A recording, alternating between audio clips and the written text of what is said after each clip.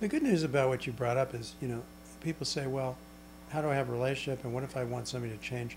It's like, the good news, it's okay to be human. Mm-hmm. It's okay to be imperfect. It's okay to make mistakes. It's okay to have feelings. Mm-hmm. Nothing needs to be fixed, changed, gotten rid of. Realization is the awakening to what we are. The rest follows.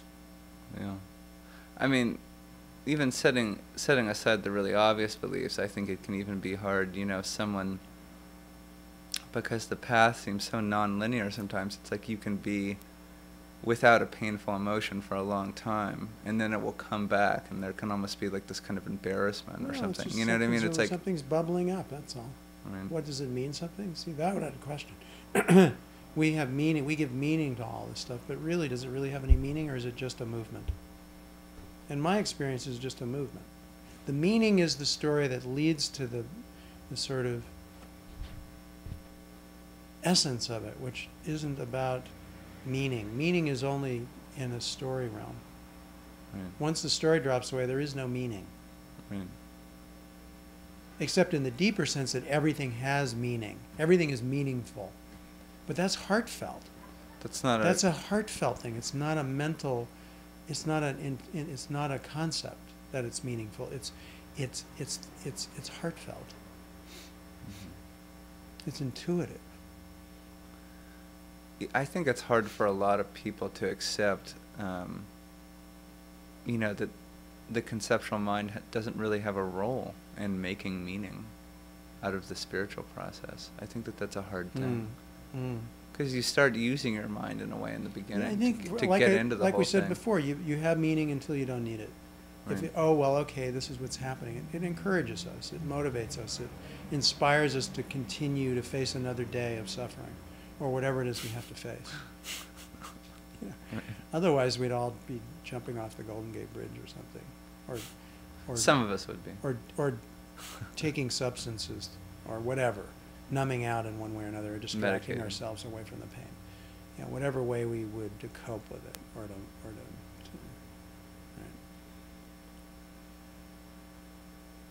Yeah.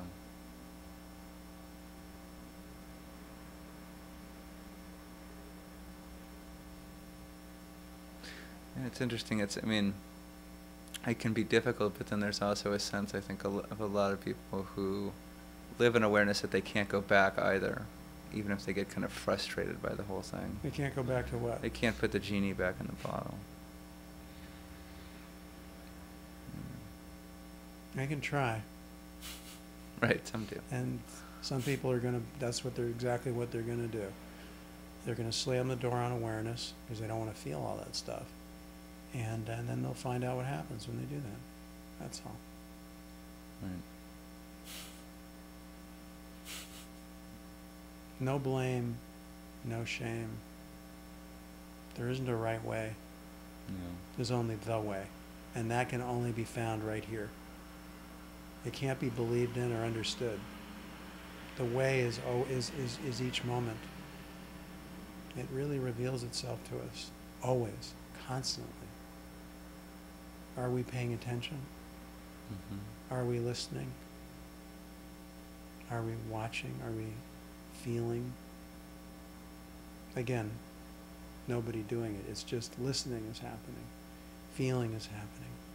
Seeing is happening.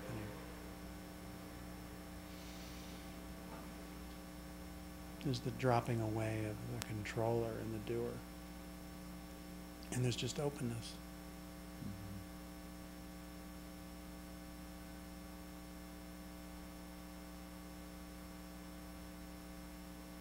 Yeah, that's one thing. That's one thing that's good about you, is this constant refrain for people to take it back to their own experience and just say, well, try it out and see what happens if you try to block awareness for a while. Yeah, literally. Don't take my word for it. The doorway to freedom is right in front of you. It's even closer than that.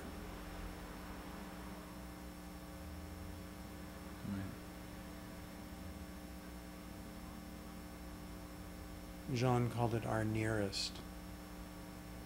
Or Suzuki Roshi called it our innermost request. Or as Dogen said, your every step leads not away from it.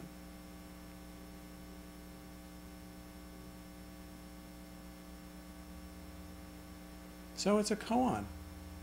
It's a puzzle. The mind can't figure it out. It wants to figure it out. It gets frustrated, doesn't it? Can. Yeah. But the frustration is the realm of the heart. See? So you go to where the energy is. Put your attention where the energy is. Why? Because attention is energy. Just like breath is energy.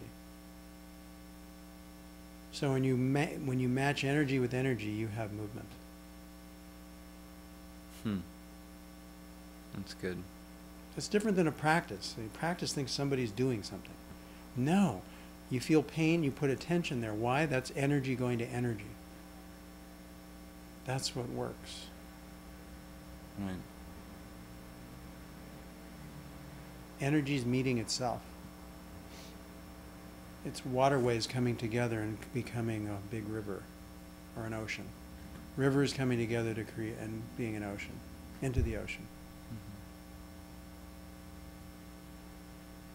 Completely natural.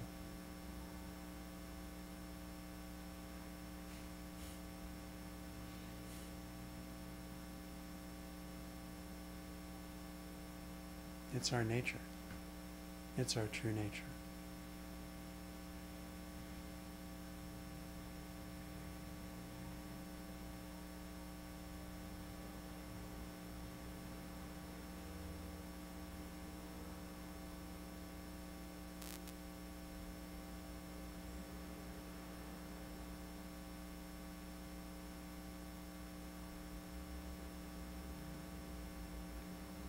This is it. This is it. It speaks for itself. And boy, is it wonderful. Isn't it? Yeah.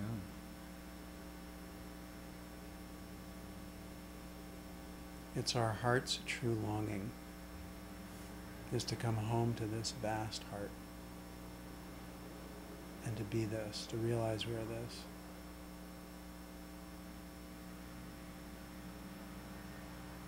Then we just do the next thing,